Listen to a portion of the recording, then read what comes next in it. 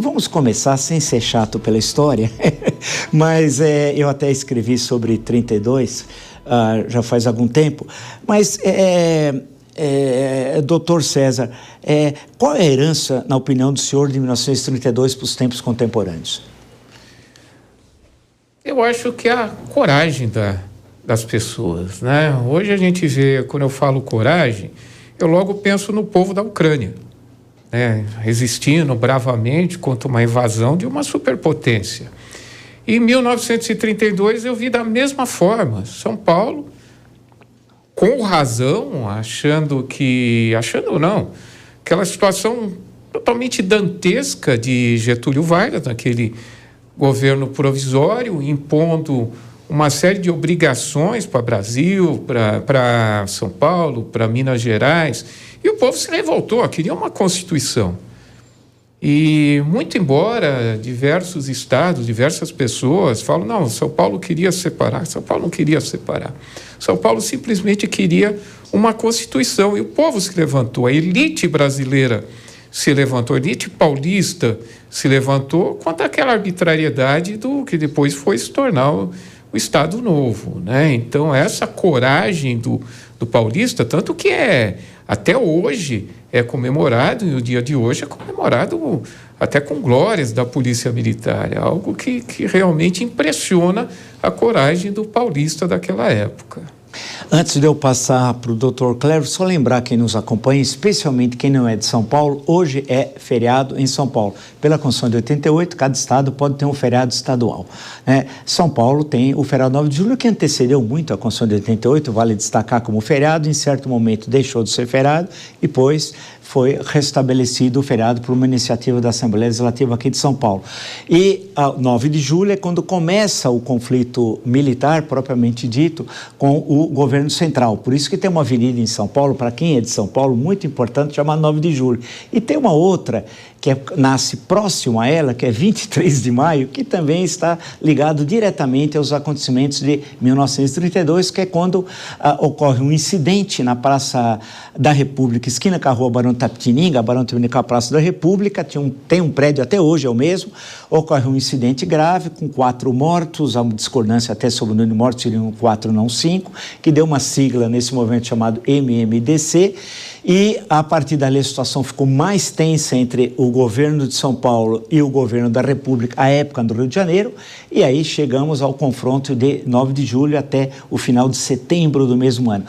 Antes de eu, passar para o Dr. Cléber, só lembrar que isso tem a ver no momento que nós não tínhamos Constituição, porque ela foi suspensa pelo governo provisório, a Constituição, houve intervenção no Supremo Tribunal Federal, em todos os governos estaduais, excetuando Minas Gerais, foram nomeados interventores para todas as prefeituras, foram fechadas as câmaras vereadoras, assembleias legislativas, Congresso Nacional, portanto, foi um momento de absoluta supressão dos direitos garantidos, inclusive pela Constituição anterior, que era a Constituição de 1891, que foi suspensa. Então, só para situar, eu devia ter feito isso no início, por equívoco meu, e peço desculpas a vocês. Dr. Cléber, frente a isso, eu estou até me lembrando um trecho da memória do Dr. Hélio Bicudo, que ele faz uma referência muito interessante sobre 1932, mas isso eu deixo para depois. Dr. Cléber, como é que fica essa questão? É interessante o caso aqui de São Paulo, e o Dr. César lembrou, não é um movimento de secessão, ao contrário, Arthur Bernardes, ex-presidente da República, é preso apoiando São Paulo, Borges Medeiros, eterno governador do Rio Grande do Sul, é preso, e eu podia citar João Neves da Fontoura, que depois vai ser ministro, uma grande figura, estava aqui, podiam citar uma série de acontecimentos no Pará, na Bahia, na própria capital federal, no Rio de Janeiro, etc, etc. Então é um movimento em torno de uma ideia, o que é raro no Brasil, não tem um caudilho, o que é raro no Brasil é uma ideia, a Constituição. Dr. Cléber, que lição nós podemos tirar de 32? Obrigado, Vila, por mais uma vez realizar o convite. Fico muito satisfeito de estar no seu programa aqui com os colegas, é uma honra para mim. É a ideia de repúdio ao regime forte. Eu acho que, quando nós falamos em direito constitucional, em Constituição, nós temos que ter uma dupla ideia.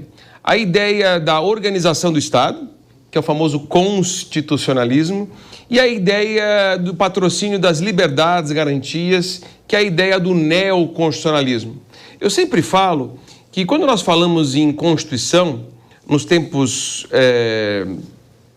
depois da Idade Média, a gente tem que ter a ideia de patrocínio da autodeterminação dos povos, da liberdade. Aí nós trazemos a influência do Iluminismo, da Revolução Americana, da Revolução Francesa, que patrocinam a ideia da liberdade de expressão do pensamento, da ideia de valorização da razão e da ciência, e não da imposição de uma conduta. Então eu creio que a comemoração de 1932 leva em conta a importância do ideário, do desejo, da liberdade do povo, no sentido de combater a opressão do poder ditatorial, do poder impositivo. Então, eu acho que a minha percepção do direito constitucional é uma percepção libertária, uma percepção onde o elemento humano do Estado, que é o povo, é o mais importante do que a imposição de uma ideia, a imposição de uma conduta pela força, Vila. Eu vou passar ao doutor Marcos Orlando, só lembrar, desembargador, como nós dissemos anteriormente, que o Brasil é um país sui generis, ninguém sabe o significado dos feriados, né? O feriado é bom no Brasil quando é terça e quinta, porque as pessoas emendam, quando é na quarta muitos não gostam. Quando começou a República, Floriano Peixoto pediu para o Raul Pompeia, um grande escritor, vocês devem ter, na época que se lia, não sei se ainda se lê no ensino médio, que hoje ninguém lê mais nada, mas tem um dos livros, ele escreveu muito, um dos clássicos chamado O Ateneu, todo mundo lia, era uma leitura obrigatória.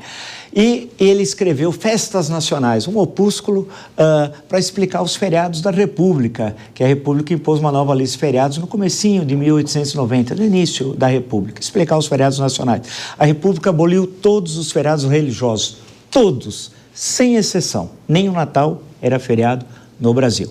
E ele explicou, inclusive, o 21 de abril, que ninguém sabia que era Tiradentes e assim por diante. Bem, eu acho que valeria a pena, não precisa ser um Raul Pompeia, mas nos tempos contemporâneos, explicar os feriados brasileiros. E 9 de julho, por isso que é nosso intuito até hoje, de fazer o gancho com as questões contemporâneas, mas para falar desse momento da história de São Paulo e do Brasil, que é muito importante e absolutamente desconhecido, inclusive aqui em São Paulo, porque sequer os colégios de ensino médio, a maior parte deles, e de Fundamental 2, não tocam na história paulista, que até hoje eu não entendi. Em Minas você estuda história de Minas, Rio Grande do Sul estuda a história do Rio Grande do Sul, na Bahia idem, em São Paulo não. Desculpe fazer essa longa apresentação, mas é uma coisa que eu também não entendo. Doutor Marcos, como é que o senhor considera a questão da herança? Se há uma herança a ser resgatada, estou até parodiando a Hannah Arendt, é um problema, de um livro que ela fala sobre herança. Há uma herança a ser resgatada de 32?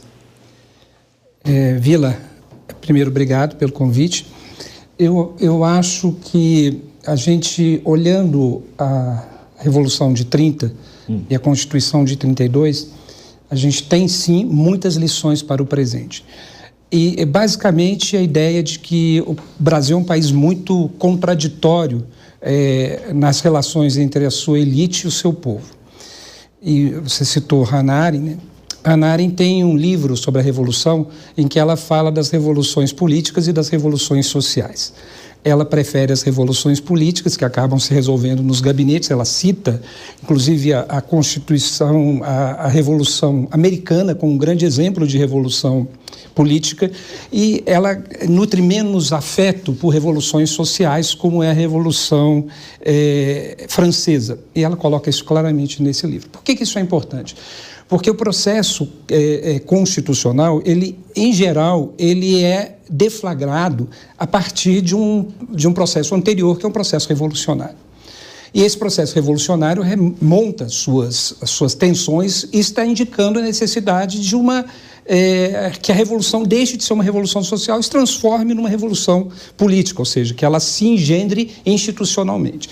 Se você pega o nosso país, indo um pouco mais atrás, pensando desde da abolição, em 1888, nós temos um processo em que houve resistências, e é óbvio que houve resistências, né? Por exemplo, os abolicionistas são um exemplo de resistência a um tipo de modo de produção extremamente pernicioso ao escravizado, escravizada, mas há uma sensação que nos passa é que sempre há uma mudança de modo de produzir, que é uma mudança confortável, que é uma mudança sem grandes processos revolucionários e, portanto, sem constituições que são forjadas a partir de processos revolucionários.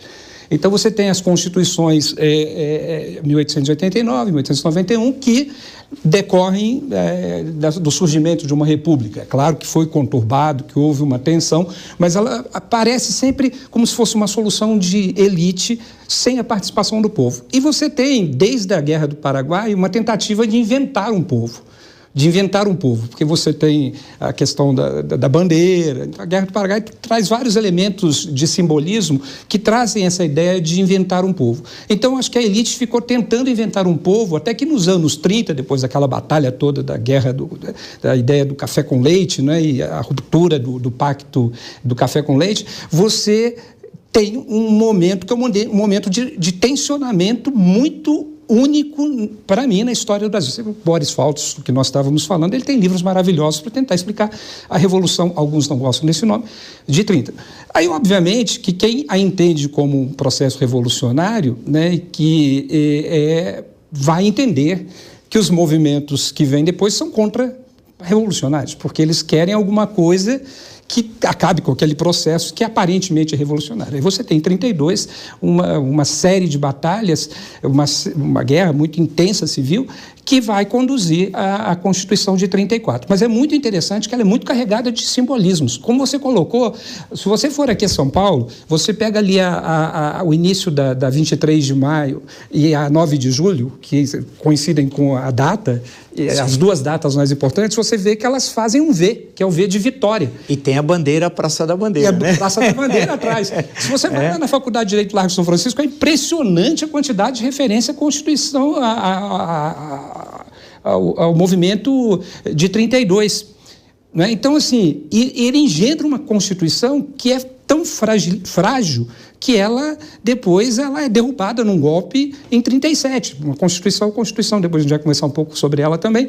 Então, você revela a tensão, que o Brasil não é um país simples. Não é um país simples. Essa é a minha impressão sobre o tipo de lição que eu tiraria desse instante.